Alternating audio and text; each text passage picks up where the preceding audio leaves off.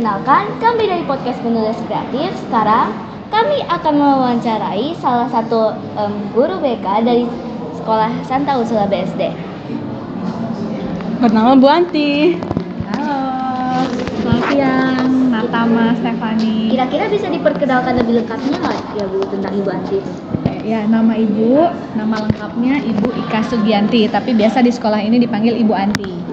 Ya, ibu mengajar di sini sebagai guru BK sudah sejak tahun 2009. Banyak juga. Sudah cukup lama. Berapa tahun tuh? 16. Ini tahun ke-16. Oh, lama juga ya Bu. Nah, kira-kira kenapa sih Bu Ibu itu pengen mengajar menjadi guru BK di sekolah ini?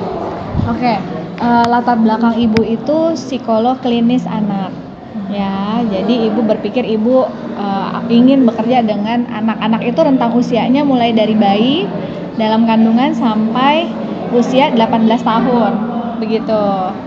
Dan ibu senang berinteraksi dengan anak. Jadi ibu pikir sekolah adalah tempat yang tepat untuk ibu bertemu banyak anak-anak remaja. Oh. Berarti kalau misalnya sampai dari bayi umur ya baru lahir, berarti Ibu juga ngobrol dengan orang tua yang baru melahirkan, iya, baru gitu melahirkan ya. atau kayak merencanakan untuk memiliki anak gitu. Ada beberapa, kalau ada yang datang untuk bertanya, ya ibu juga lakukan Nah Bu, konsultasi. Gimana sih Bu rasanya jadi guru BK di sekolah ini? Gimana rasanya? Rasanya ramai, rasanya gembira, rasanya menyenangkan. Kenapa menyenangkan? Karena setiap hari bertemu dengan hal-hal yang baru gitu. Setiap hari ketemu dengan anak-anak seusia kalian. Setiap hari disapa, menyapa, ngobrol, bertemu. Dan tidak ada hari yang sama. Sejak hari pertama ibu di sini dan sampai saat ini tidak ada satu hari pun yang sama. Berarti nggak membosankan ya Bu? Dia selalu kayak wah ada pengalaman baru Selalu nih. ada yang baru gitu. Itu kan tapi kan ada ya Bu, ada anak-anak yang bandel, yang main sulit buat diatur. Nah itu gimana Ibu mengatasi murid-murid itu? Ibu nggak punya istilah anak bandel. Berarti kalau misalnya ada anak, ya Ibu tangani aja ya? Ya, anak itu kan usia yang masih berkembang ya. Jadi yang ada adalah perilaku yang belum sesuai dengan usianya. Makanya tadi Ibu bilang tidak ada istilah anak bandel. Yang ada adalah anak-anak yang berperilaku tidak sesuai dengan tata tertib misalnya, berperilaku tidak sesuai dengan usianya misalnya, berperilaku tidak sesuai dengan norma-norma budaya yang ada di masyarakat gitu. Kira-kira pengalaman Ibu masuk sini tuh gimana sih Bu? Pengalamannya Ibu bisa sampai masuk sini? Masuk aja. gini. Ibu itu sekolahnya dulu SMA di Sekolah Santa Ursula di Jakarta. Oh, pantesan. Ya, perempuan semua. Sehingga waktu ibu lulus kuliah S2 profesi, sebetulnya awalnya ibu mau melamar jadi dosen, sama berinteraksi dengan remaja juga gitu ya, ada di sistem pendidikan juga, tapi kemudian beralih ke sekolah ini karena suster meminta ibu untuk ada di sini jadi psikolog guru BK di SMP waktu itu. Sampai sekarang. Oh iya Bu, kan Ibu kan sudah mengajar di sini sekitaran 16 tahun lebih ya Bu. Kira-kira sebagai seorang guru, apa nilai-nilai atau sikap yang guru yang harus miliki ketika mengajar seorang murid? Sikap guru yang perlu dimiliki ketika mengajar anak-anak di kelas. Iya. Oke, sikap-sikapnya tentu harus sesuai dengan yang dimiliki oleh sekolah ini. Sekolah ini kan punya visi misi. Jadi guru itu perlu punya sikap yang sesuai dengan visi misi sekolah. Apa visi misi sekolah kita? Ayo, nanti diingat-ingat lagi ya. Kemudian sekolah kita juga punya 6 nilai Serviam, ya kan?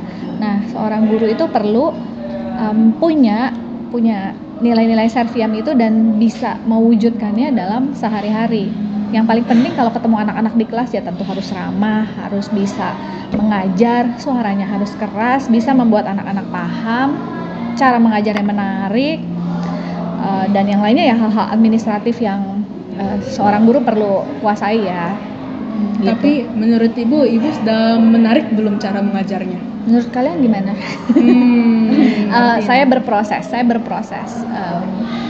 Nggak langsung bisa berdiri di depan kelas untuk memberikan metode pengajaran yang menarik. Saya berproses, saya juga belajar. Semakin hari saya belajar untuk berusaha supaya kalian bisa, kan semakin menarik, semakin kalian bisa menyerap apa yang ibu berikan kan, gitu. Jadi ibu berusaha mencari berbagai metode sehingga apa yang ibu berikan bisa kalian terima dengan baik, dengan hati yang gembira terutama. Karena kalau hatinya nggak gembira kan nggak bisa terima apa yang dikatakan. Ya. Kira-kira dari 16 tahun ibu berada di Santa Ursula, apa pengalaman bersama murid ya atau mengajar yang paling mengesankan bagi ibu? Waduh, ratusan. banyak. Yang paling mengesankan, Bu? Yang paling mengesankan ketika paling melihat seru. Ada banyak sih, ada yang seru, ada yang sedih, ada yang mengharukan, ada yang tidak terduga, banyak sekali. Tapi saya ingat awal-awal saya ada di sini, saya bertemu dengan anak yang kalau ditanya nggak pernah bisa jawab. Jadi gimana? Pekerjaan ibu kan ajak ngobrol siswa ketika anaknya nggak mau dan memilih untuk diam aja, terus ibu mesti gimana? Ya, kemudian kalau yang menyenangkan tentu melihat kalian tumbuh dari awalnya mungkin nggak bisa jadi bisa, dari awalnya kesulitan jadi lebih bisa juga, dari awalnya murung jadi bahagia. Itu kegembiraan untuk ibu. Kira-kira dari permasalahan yang ibu tadi mengalami, akhirnya ibu ngapain? Tergantung permasalahannya apa. Ada banyak sekali permasalahan. Yang ibu bilang yang anaknya itu kayak gak mau ngomong terbuka itu. Oh ya udah, mulai dari chatting pakai kertas, kan kita dulu nggak bisa pakai handphone. Chatting pakai kertas, balas-balasan surat berhadap-hadapan, tapi karena dia nggak mau bicara ya udah pakai kertas. Terus pernah juga saya ajak ngobrol di luar, ya saya ngobrol aja, cerita, kamu lihat deh hari ini langitnya bagus gitu. Ya apapun lah, yang penting dia punya situasi, suasana yang baru, ketemu orang baru yang mau ajak dia ngobrol gitu. Nah, Ibu Anti kan sudah mengalami banyak banget murid-murid yang unik dan terus 16 tahun lagi di sini. Nah, menurut Ibu Anti, apa opini Ibu Anti tentang siswa-siswi SMP Santa Ursula BSD? Seperti perilakunya, kepribadiannya, sifatnya gitu. Secara umum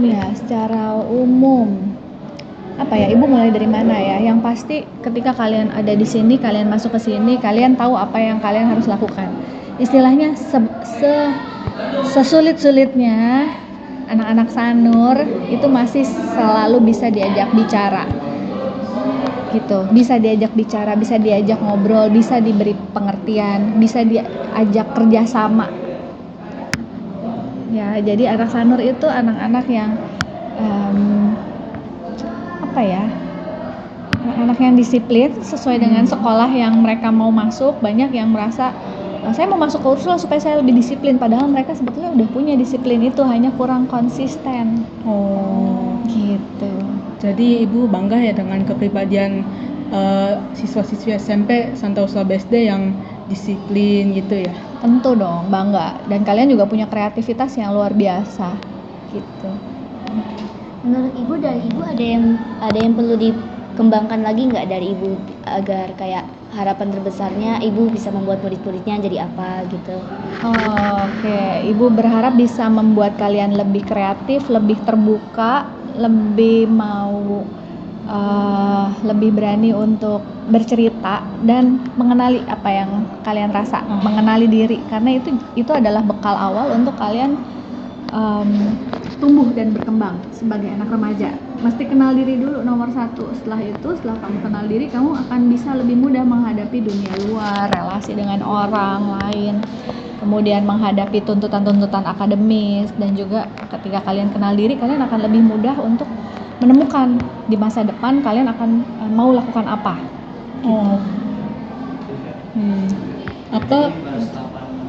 Apa harapan ibu untuk siswa-siswi SMP Santa Ursula BSD ke depannya? Itu tadi yang barusan saya bilang, Ibu berharap kalian lebih kreatif, lebih berani untuk mengungkapkan diri, explore diri sehingga bisa lebih kenal diri ya. Minatnya apa, sukanya apa, nggak sukanya apa. Ketika mengalami sesuatu aku merasa bagaimana gitu ya. Misalnya kenapa sih Bu menurut Ibu tuh penting banget untuk orang itu kenal dulu dirinya itu siapa? Pertanyaan bagus sebenarnya ya. Karena ketika kalian lahir, kalian kan sendiri ya lahirnya. Ada yang kembar, tapi bagaimanapun itu kalian diciptakan sebagai individu. Seorang individu yang pasti punya tujuan baik di dalam hidup ini. Penting untuk kenali diri supaya ya paham dulu kamu dan diri kamu. Ketika kamu paham itu, kamu baru akan bisa keluar berelasi dengan baik, mengatasi masalah juga dengan tenang karena kamu kenal diri kamu. Kalau kamu sedang misalnya ya ada satu masalah dan kamu mengenali diri kamu, ketika berhadapan dengan masalah aku akan sangat mudah panik. Nah, kamu cari tahu dulu atasi rasa panik itu gimana, atasi rasa cemasnya gimana. Setelah itu kan kamu baru bisa memikirkan jalan keluarnya. Gitu yang pertama. Kemudian yang kedua, ketika kenal diri termasuk mengenali cara berpikir, cara merasa, cara berperilaku. Ketika remaja terutama berada dalam kondisi emosi itu kan ada di sini pusatnya. Maka ketika dikuasai emosi apapun, negatif maupun emosi positif, itu otak yang berfungsi untuk mengambil keputusan padam. Jadi dikuasai oleh emosi. Itulah sebabnya seringkali dalam emosi remaja tuh langsung bertindak gitu aja ya? Dan tindakannya seringkali kurang tepat. Itu pentingnya kenal diri sehingga kamu bisa atur dulu dirimu, baru kemudian membuat keputusan dengan lebih logis, dengan penuh pertimbangan, dengan penuh kesadaran. Gitu sih ya. Jadi kesadaran itu penting sekali untuk dilatih di usia-usia ini. Sudah tak terasa nih, waktu wawancara kita sesinya hampir berakhir. Nah, tapi kita pasti nggak berhenti sampai situ dulu dong. Kita memiliki satu narasumber lagi untuk bertanya. Wah, keren nih ada narasumber. Jadi Ibu pamit ya? Gitu? Oke. Terima kasih ya. Makasih ya Bu. Terima kasih ya Natama Stefani ya. Terima kasih banyak ya Bu.